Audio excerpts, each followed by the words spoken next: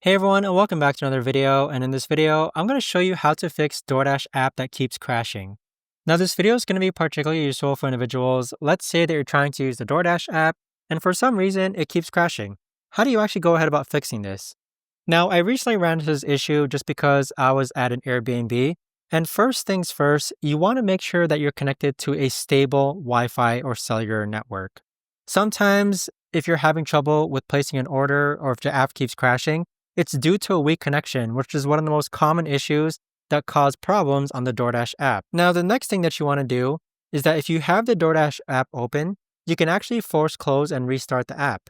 So if you swipe up on the iPhone and then swipe up again, that's going to force close and restart the app.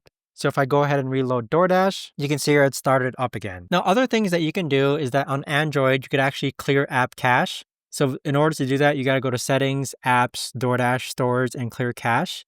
And then another thing that you can do is that you want to make sure that you're updated to the latest version of DoorDash.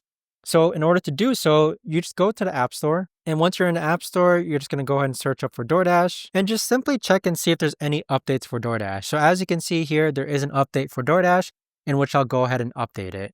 Now, contrary to that, you can either update DoorDash or you can delete and reinstall the app and see if it works properly afterwards. But there you have it, guys. That right there is the best and easiest way that I know of to actually go ahead and fix a DoorDash app that keeps crashing. If you guys know of a better or easier way to actually do this, let me know in the comments down below. I would love to know. Thanks so much for watching, everyone, and I'll see you guys all in the next video.